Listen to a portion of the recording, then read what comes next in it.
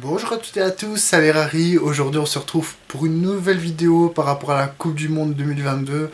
Donc on va débriefer les premiers matchs, les premiers matchs des dernières équipes à rentrer en lice.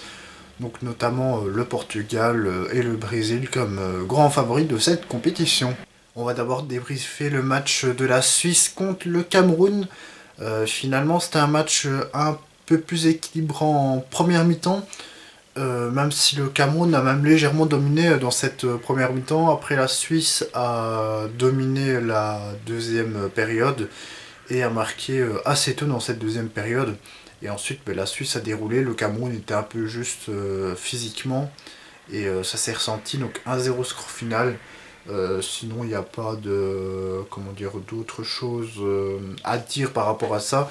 Il faut juste espérer de meilleurs Suisses, enfin pour mes amis suisses, contre la Serbie, parce que ça n'a pas non plus été parfait, surtout en première période, comme je vous ai dit, qu'ils avaient une position plus stérile pardon, mais le Cameroun avait plus d'occasions. Et voilà, en deuxième mi-temps, ça a été un peu mieux.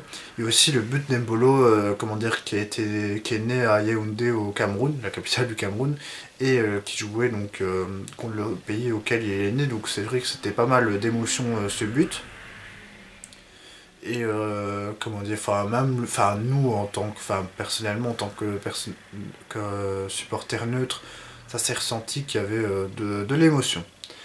On va parler de Corée-Uruguay, donc un 0-0 avec deux équipes qui ont été joueuses.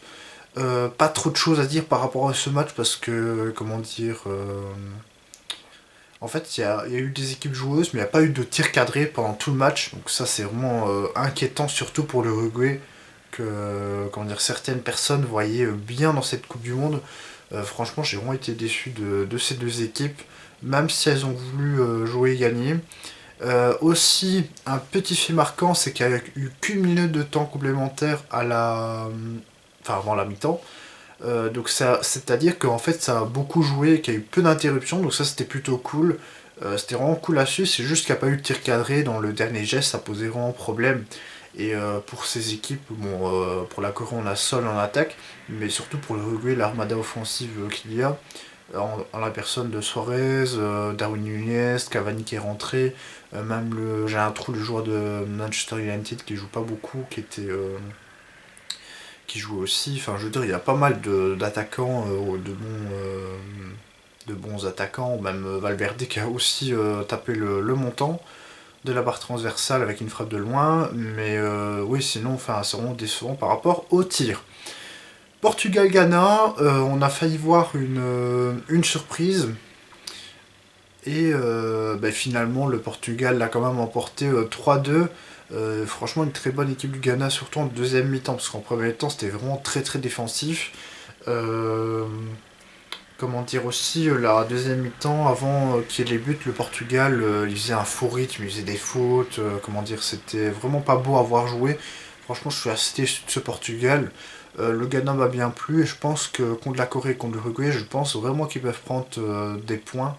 Un peu déçu en tant que fan de Bruges qui n'ait pas eu Denis Odoy et Kamal Sowa dans ce match, ou alors sont vraiment montés à la fin. Mais par rapport à ça, un peu déçu. Surtout que je ne l'avais pas mentionné pour le match du Canada, mais Buchanan a vraiment fait un match de fou. Et pareil pour Kyle Haring qui a fait une très très bonne rentrée. Donc ça, j'étais quand même un peu content. Étant belge qui avait en étant fan de Bruges, que les deux joueurs canadiens qui évoluent donc à Bruges ont fait une bonne période. Voilà, et on va parler évidemment du Brésil, contre la Serbie. 2-0 score final, franchement ça aurait pu être largement plus.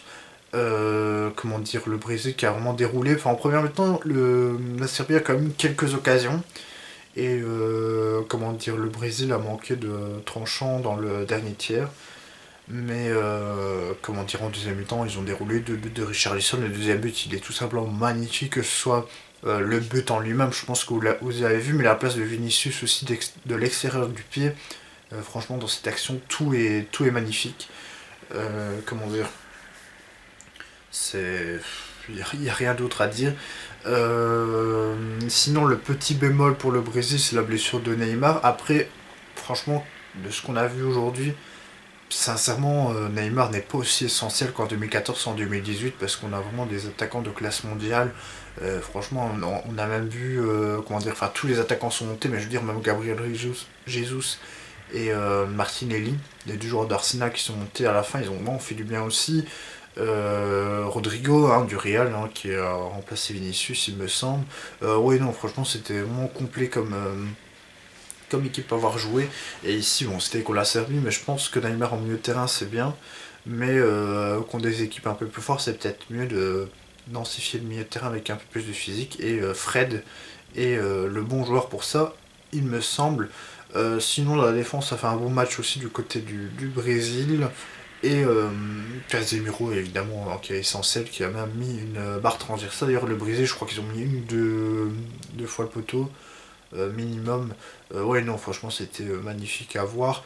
Et ils sont bien rentrés dans le mondial, pas comme d'autres équipes justement. Donc pour l'instant, les 4 équipes qui sont bien rentrées dans ce mondial, il y a évidemment le Brésil, l'Espagne, la France et l'Angleterre comme équipe favorite, bien entendu. Voilà, on va passer à la preview maintenant. Donc 4 matchs aujourd'hui, donc des équipes évidemment qui ont déjà joué. Donc tout d'abord, pendant que je fais la vidéo, il y a Iran, Pays de Galles. Donc évidemment, je regarderai en rediffusion le match. Moi, je vais plus partir sur l'Iran, comme je vous avais dit. Je pense qu'ils sont pris une rouste contre l'Angleterre, mais qu'ils peuvent vraiment faire quelque chose contre le Pays de Galles et les États-Unis, que j'ai trouvé un peu suffisant. D'ailleurs, en parlant de ce match, bon, c'est le dernier match, c'est à 21h, mais je vois l'Angleterre évidemment gagner contre les États-Unis. Et ensuite, dans le groupe A, on a Sénégal-Qatar à 14h. C'est ça les heures que je ne savais plus exactement. Là, je vois quand même le Sénégal gagner.